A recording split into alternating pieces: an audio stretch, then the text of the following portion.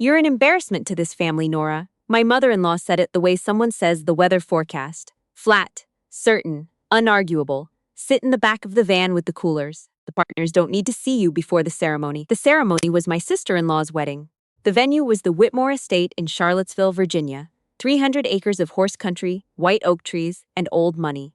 My husband's family had rented the entire property for the weekend. 400 guests, a live string quartet. A catering bill I later heard was close to $80,000. I had performed the surgery that saved the bride's father's life 11 months earlier. He didn't know that. Nobody at that wedding knew that. And for 4 years, I had kept it that way. My name is on the door of the neurotrauma unit at Johns Hopkins. Not the wing, not the floor, the door.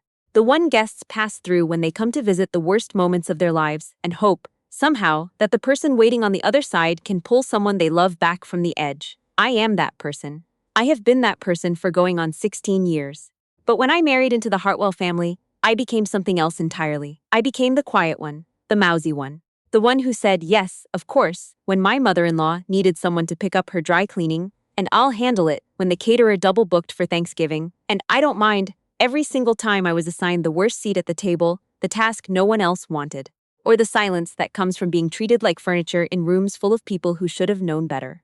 My husband, Connor, was the second son. His older brother, Pierce, was the golden one. Hedge fund Porsche, a wife named Vivienne, who wore linen even in January. Pierce had never needed anything from anyone and made sure everyone knew it. Connor was different when we met. Quieter, funnier, self-aware in a way his family wasn't.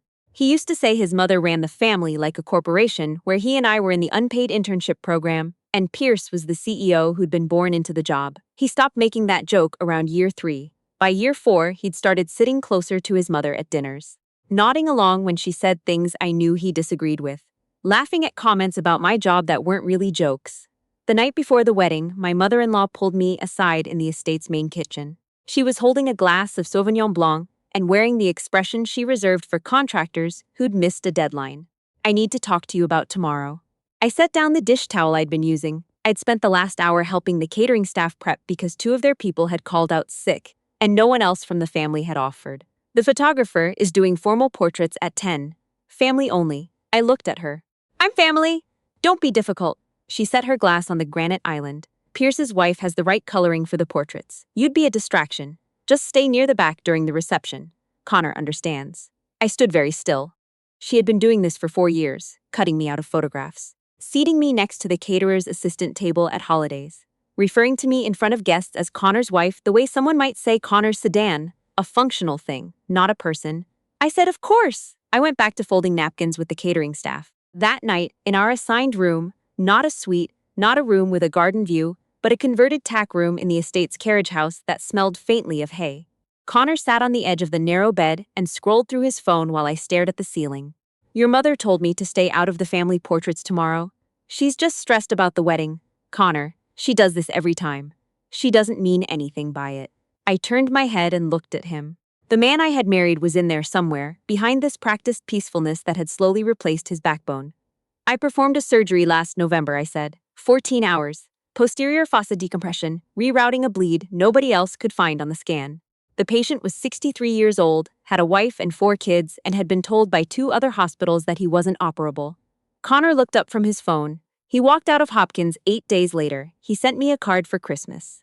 I looked back at the ceiling. "Your family has never once asked me what I do for a living." He didn't answer. "Good night, Connor." I turned off the lamp. I had not told him that the patient, the 63-year-old man I had pulled back from the kind of bleed that kills people on the table, was Harold Whitmore, the bride's father, the man whose family owned every inch of the 300 acres we were sleeping on. Here is what happened 11 months ago, on a Tuesday in October. I was finishing a consult in the neurotrauma unit when the ER paged me. 63-year-old male, sudden onset severe headache, confusion, left side weakness. CT showed a subarachnoid bleed, complex, with a secondary venous anomaly that had been there since birth and had never been found because nobody had ever looked in quite the right place. 2 other surgeons had looked at the scan and said the anomaly made the surgery too high risk. The family was being told to prepare for a transfer to palliative care. I asked to see the imaging myself. The anomaly wasn't a barrier. It was a map, if you knew how to read it. I scrubbed in at 11:40 p.m. and didn't leave the OR until 2 in the afternoon the next day. The patient's name on my intake form was Harold W. I didn't connect it to anything. I operated on 6 patients a week. I don't track them by last name until after the chart is closed. It was 3 weeks later, when Harold was in outpatient rehab and his wife came to my office to thank me, that I learned his full name. His wife sat across my desk with red eyes and a handshake that lasted too long. She told me her daughter was getting married in the spring. She told me Harold had been planning to walk her down the aisle, and that he would be able to do it now because of me. I told her I was glad. I did not tell her that her daughter was marrying Connor's sister, that her future son-in-law's family was the same family that had, the previous Easter, made me eat Thanksgiving pie on a folding chair in the hallway because there weren't enough seats at the main table. The world is small in ways that only reveal themselves at the worst possible moments. The morning of the wedding, I woke up before anyone else and sat in the carriage house doorway with a cup of instant coffee, watching the groundskeepers roll white fabric runners across the lawn. The sky was pale and clear. It was going to be a beautiful day. I had made a decision sometime around 3 a.m. The day would play out however it played out. I was not going to perform, I was not going to shrink. I was not going to fold napkins, carry coolers, or position myself at the back of photographs to make other people more comfortable in their cruelty. If something happened, I would let it happen. The morning went the way my mother-in-law had designed it. I was handed the seating chart and asked to help guests find their tables because, as she put it, I was good with strangers. Pierce's wife, Vivienne, floated through the reception hall in cream silk, being introduced to everyone as the family's other daughter-in-law. I watched a photographer arrange the Hartwell family against the white oak backdrop and angle the shot so that the space where I might have stood was filled instead by a potted hydrangea. Connor stood in the photo without looking for me first. I went and got a glass of water.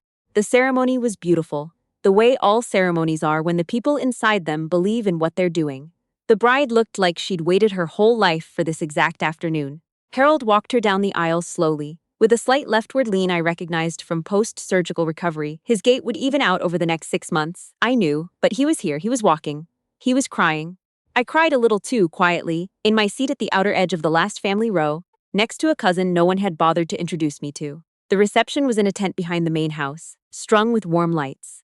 I found my place card at table 11, not the main family table, not even the secondary family table, but a table near the rear left, next to the bar service station. My place card was handwritten in different ink than the others, added at the last minute. I sat down.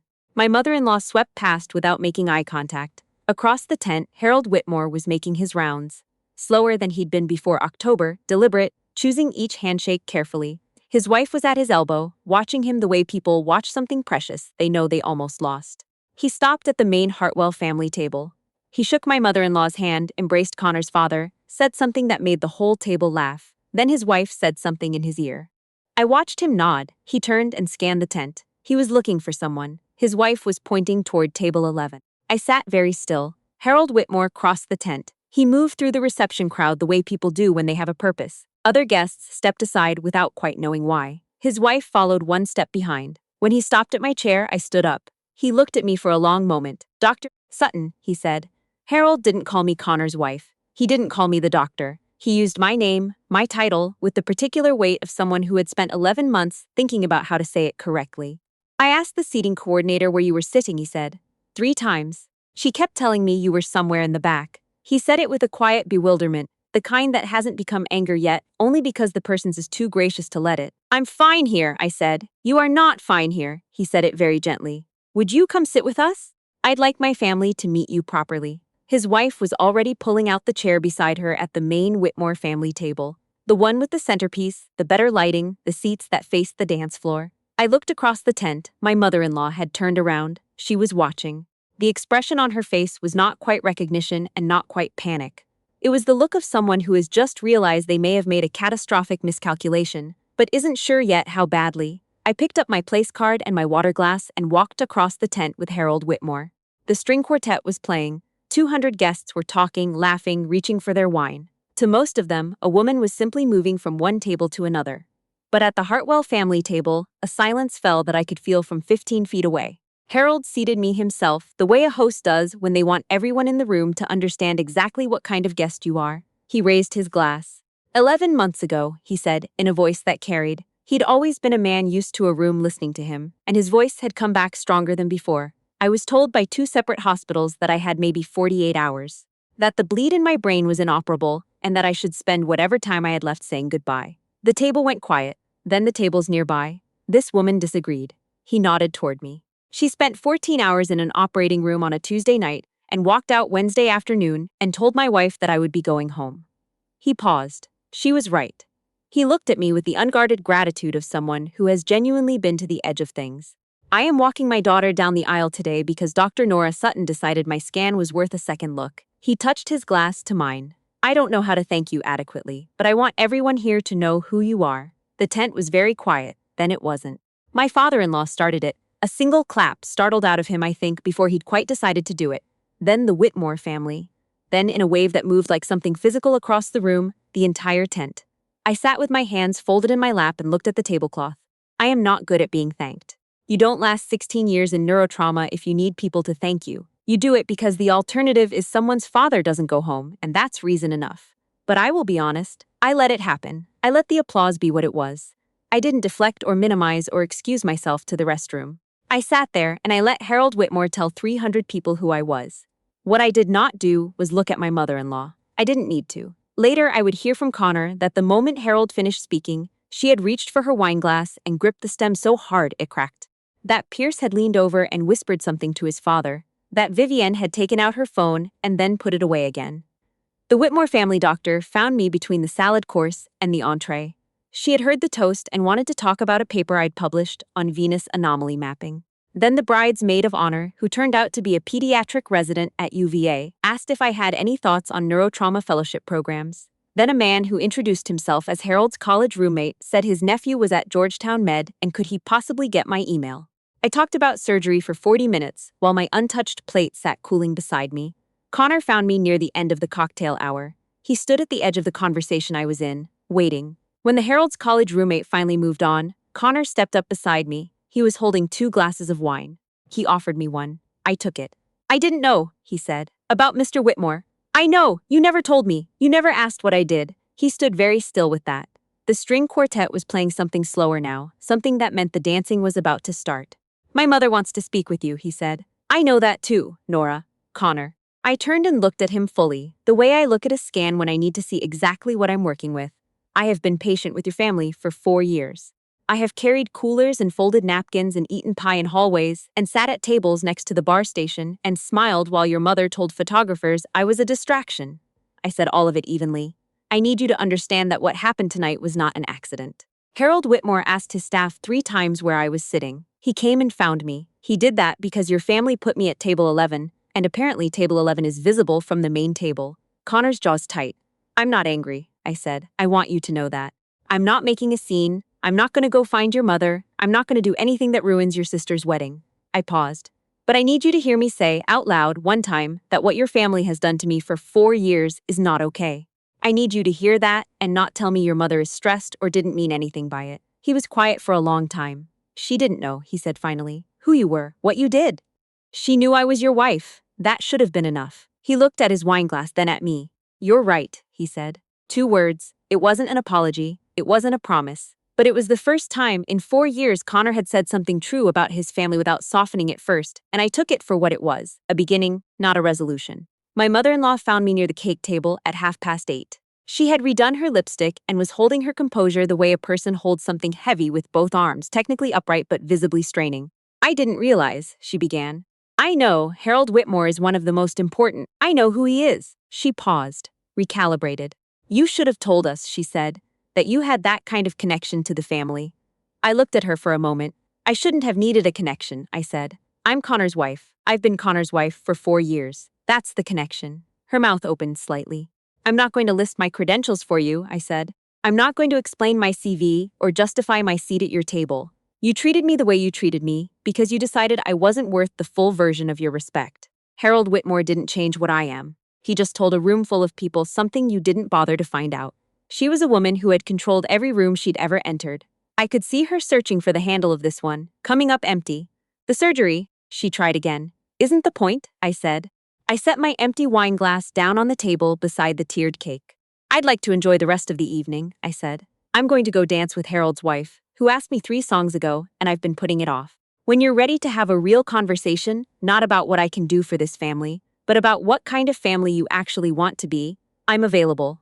I walked away from her for the 2nd time that night. Harold's wife danced like she'd been saving it up for 11 months. At 10 p.m., the bride and groom made their rounds. When they reached me, the bride, Connor's younger sister, Sloane, who I had never once been rude to and who had also never once been particularly kind, stopped and held both my hands. "Mrs. Whitmore told me," she said. Her eyes were bright. "About my dad. About what you did." Her voice broke slightly at the edges, the way it does when someone has been holding something careful for hours. "I don't know why nobody told us. I don't know why." She stopped herself, started again. "Thank you. I'm so sorry it took this long for me to say that." "You have nothing to be sorry for," I told her. "Today was beautiful. Your father looked wonderful out there." She squeezed my hands once before the current of her own wedding pulled her forward again. On the drive back to our hotel, my mother-in-law had reassigned our room after the reception, moved us to the main house, a small gesture that felt like it cost her something. Connor and I were quiet for most of the 40 minutes. Somewhere on Route 64, he said, "How many times? Cases like that? Like Harold's?" "Yeah." I thought about it honestly. 12, maybe 14, depending on how you define comparable complexity. He was quiet again. The headlights of oncoming cars swept through the windshield and disappeared. 16 years, he said. "I've never once asked you about your work." "No, he exhaled. "That's who I've been." "Yes." He didn't try to explain it or excuse it. He just sat with it, which was more than I expected and possibly the most honest thing I'd seen from him in years. I watched the road and let the silence mean what it needed to mean. I had 3 things I needed to do when I got back to the hotel, and I did all of them before I brushed my teeth. First, I texted Harold's wife to tell her I had a wonderful evening and that her husband's gait recovery was ahead of schedule. Second, I opened my banking app and looked at the joint account Connor and I shared, the one I had been depositing into for 4 years, quietly, the way I did everything, without making it a point of conversation. The one that paid the mortgage on the Hartwell family's Bethesda house, after Connor's father's contracting business took the loss it took in 2019. The one that covered Pierce's legal bills the year his fund had the compliance issue, routed through a separate account so it looked like a family loan. Combined, sitting in the history of that account, $237,000. I did not cancel anything, I noted it. I made myself a note that said, "When you decide what kind of marriage you have, you will revisit this." Third, I sent an email to the chief of staff at Johns Hopkins with a subject line that said named lectureship. A hospital board had been asking me for 2 years to accept a named lectureship, an endowed teaching position, officially listed in the hospital catalog, the kind of thing that appears in press releases and alumni magazines, and the sort of publication my mother-in-law kept on her coffee table. I had been declining politely because I didn't like the attention. I accepted. I didn't do it to punish anyone. I did it because Harold Whitmore had looked at me across a tent full of people and said my name the way my name was meant to be said, and I realized I had been apologizing for who I was for 4 years to a family that never deserved the apology. I was done apologizing. The Monday after the wedding, my mother-in-law called. I let it go to voicemail. Then I listened to it, which I want to be accurate about because it matters. She apologized. Not for the portraits, not specifically for Table 11, not for the coolers or the hallway pie or the 4 years of managed erasure. She apologized in the broad, non-specific way that people apologize when they're sorry about consequences rather than actions. But she said the word, and she said my name correctly, and her voice did the thing that voices do when something has genuinely shifted. I called her back. We talked for 22 minutes. I said what I had needed to say plainly without drama. She listened in a way she hadn't before, or maybe she had always been capable of it and had simply chosen not to. I'll never know which. What I know is this. She sent me a card the following week, handwritten, not a note scrawled on a gift receipt. She mentioned Harold. She mentioned the surgery. She said she had looked up my publication record. Inside the card she had written, "I am sorry it took someone else telling me to look. It wasn't enough to fix 4 years. It wasn't meant to be." But it was the first true thing she had ever said to me, and I put the card in my desk drawer instead of the recycling bin, which is more than I can say for a lot of things she'd sent over the years. Connor and I are in couples therapy now, which is not a romantic ending, but it is an honest one. We go on Thursdays. The therapist has a succulents collection on her windowsill and asks questions slowly, giving them room to breathe. Connor has said hard things in that room, about his family, about himself, about the 4 years he spent nodding along when he should have been standing beside me. I have said hard things too. We are, cautiously, rebuilding something. I still operate on Tuesdays and Thursdays. Last week I had a 31-year-old woman, mother of 2 arteriovenous malformation in the left temporal lobe that 3 other centers had declined to touch.